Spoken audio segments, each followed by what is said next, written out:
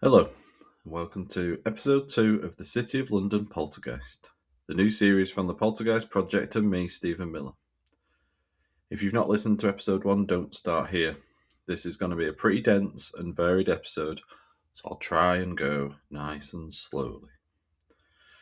I'm going to start with a review of the activity outlined in episode 1, share some research I've done on the individuals involved in the story, and finally, I've got an exciting discovery to reveal at the end. For the first time in 125 years, I can share exactly what all this happened. Oh yes, and also remember, the poltergeist started talking. More on that at the end as well. The majority of the information on the poltergeist activity we have comes from one source, a report by Lister Drummond on a City of London office in 1901. We have the usual, if I can use that word, items being thrown around, doors opening and closing on their own. But there are a couple of particularly weird incidents that I wanted to highlight again. First, a coin, a French penny, was seemingly impossibly found inside a bottle with a neck so narrow that it couldn't have been put inside. It was later found to have vanished. Then there's the incident with the magazine.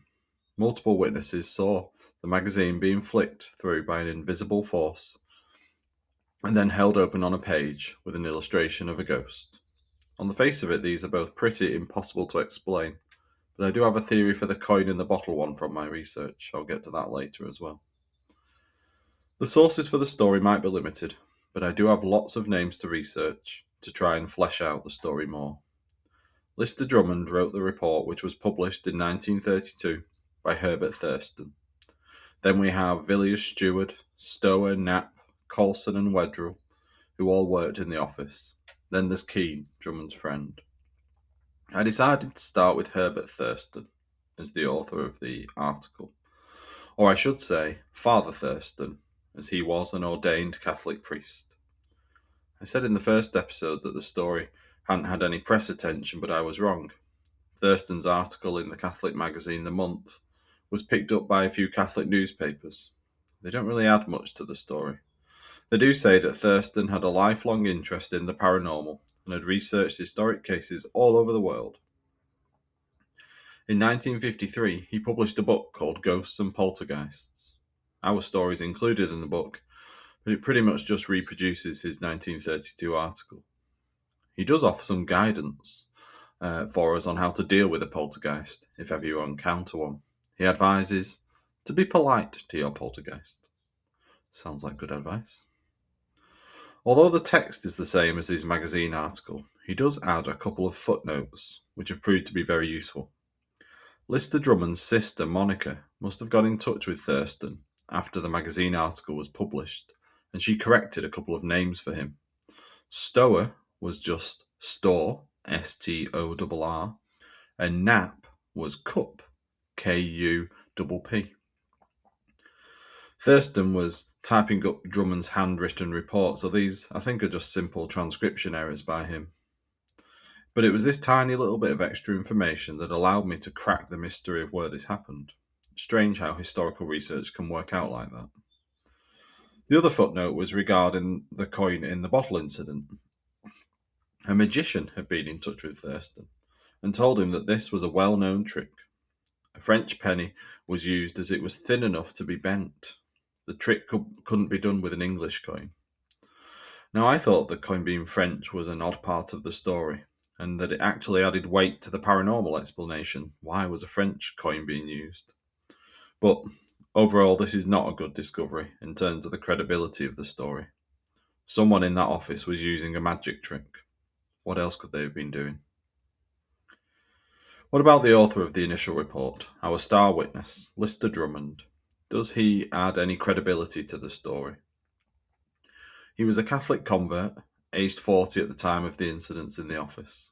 He was a barrister, a legal advisor, and a courtroom advocate in the city, and later in life he became a metropolitan police magistrate, adjudicating on low-level criminal cases. After his death in 1916, a friend wrote, "I think that of all men that I've ever met, Lister Drummond most recommended goodness, for he made it lovely and lovable. You came away from him not only better but happier. There was a natural shrewdness in all his simplicity.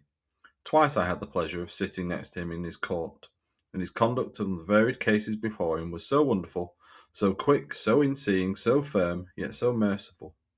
Hypocrisy was his abhorrence, and he had an instinct for the cases and the class of character before him, and an intuition into motive or situation.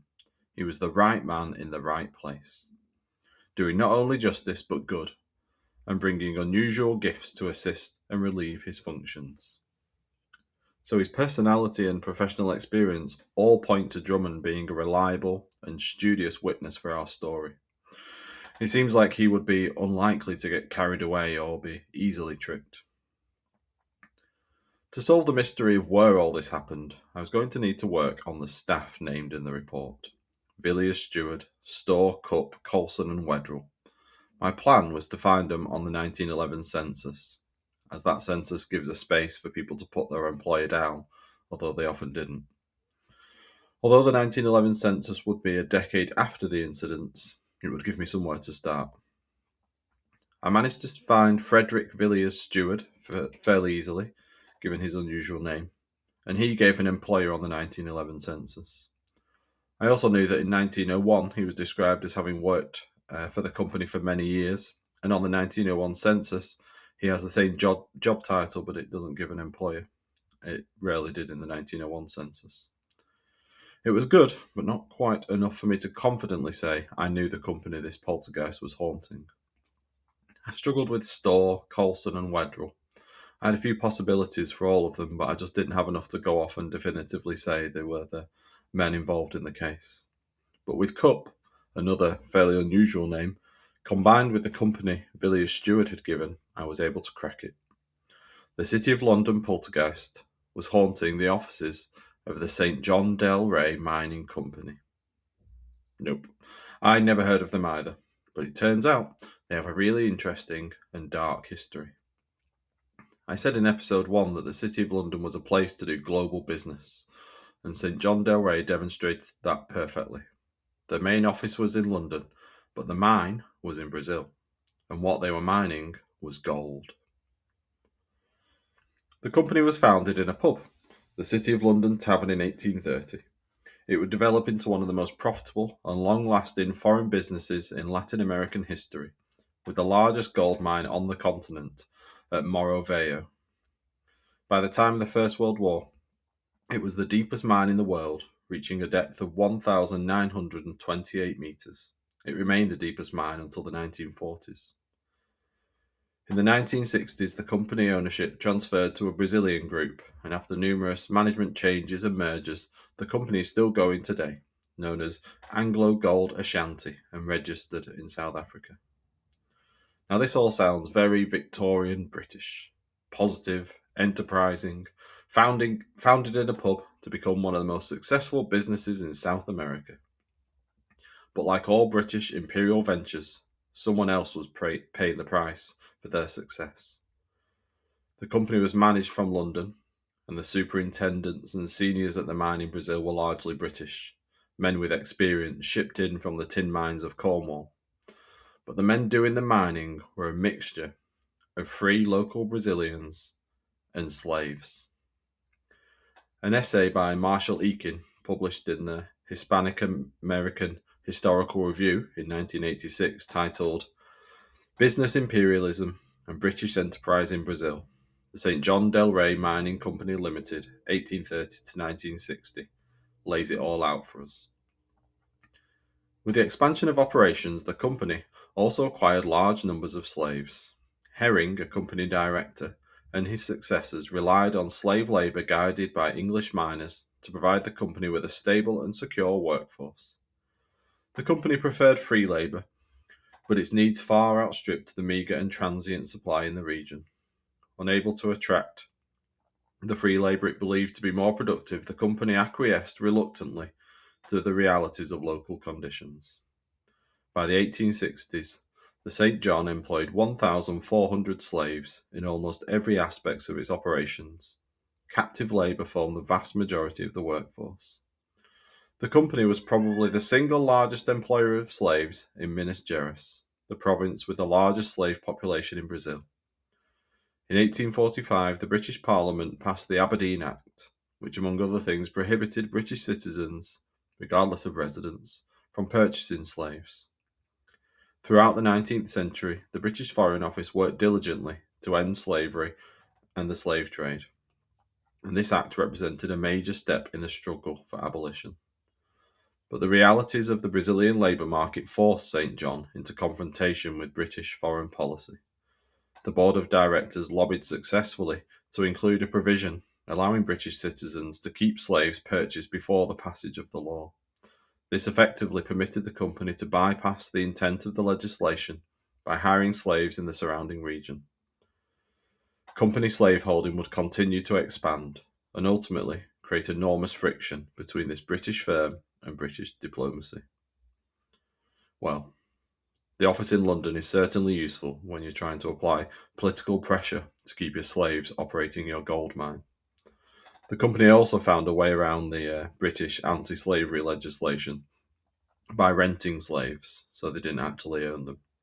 I think Eakin is a bit unnecessarily defensive of the company and their use of slave labour here, that they just had to adapt and utilise the local system. But ultimately they chose to open a gold mine in a country with these conditions, and when things changed legally, they did everything they could to retain their slaves.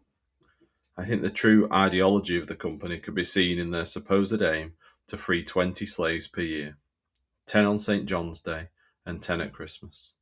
They very rarely met this goal, especially not in times of labour shortage. Conrad Frank Wilson Cupp was born at the mine in Brazil, although I don't imagine he did much mining. In 1891, he was in Scarborough, holidaying with his family at the popular Yorkshire seaside town. After being a clerk in the company in 1901, he worked his way up to managing director. In the 1920s, he made the 3-month Atlantic crossing from Southampton to Rio on the steamers several times, travelling first class, of course. I also found a store who was an accountant and was married to a Brazilian, but I didn't quite have enough to confirm it's the same man as from our story. As I said at the start, it's a dark aspect of this story, but not one to gloss over or shy away from. Am I glad a poltergeist was terrorising their office in London? A little bit. Maybe it was the spirit of one of the thousands of slaves who died for shareholder greed. Or maybe by 1901, a collective guilt for the company's past was starting to haunt the staff. Probably not. It's fascinating how these stories develop. I had no idea we'd be off on a journey to a slave-employing Brazilian gold mine to try and get to the bottom of this poltergeist case. So, what happened next at the office of the St. John Del Rey Mining Company in London? Back to Herbert Thurston. The manifestations continued for some time afterwards and were marked by notable developments. In particular, the spook began to communicate orally or by raps with the clerks, whose names are mentioned above. I wonder if the poltergeist spelt them right, Herbert.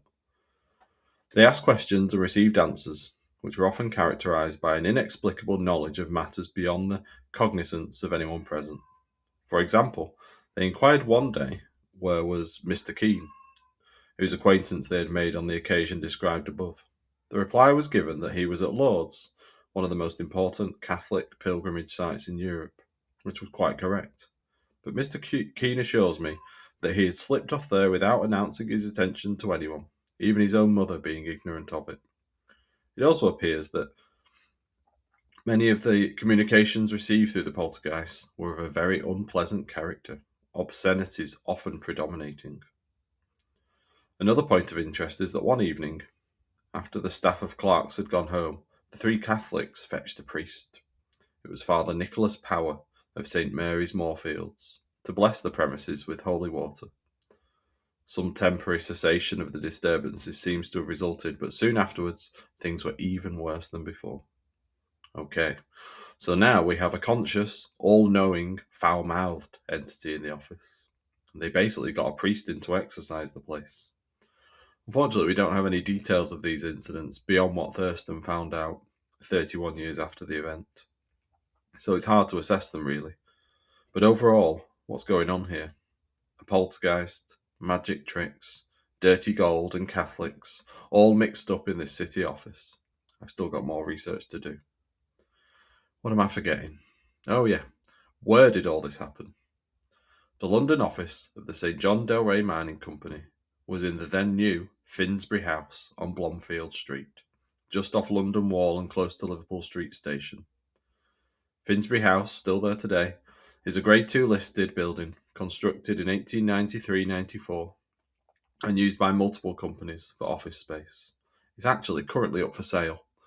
24,671 square feet of office space can be yours for offers in excess of £9.5 million. Oh, and there's a £100,000 a year service charge to pay as well. I wonder if it still comes with the Poltergeist. I've started a bit of research into the building and the site it was built on, but we'll do more and share next time. What I do know is that Finsbury House sits on the site of one of London's most infamous institutions, the Bethlem Royal Hospital, otherwise known as Bedlam.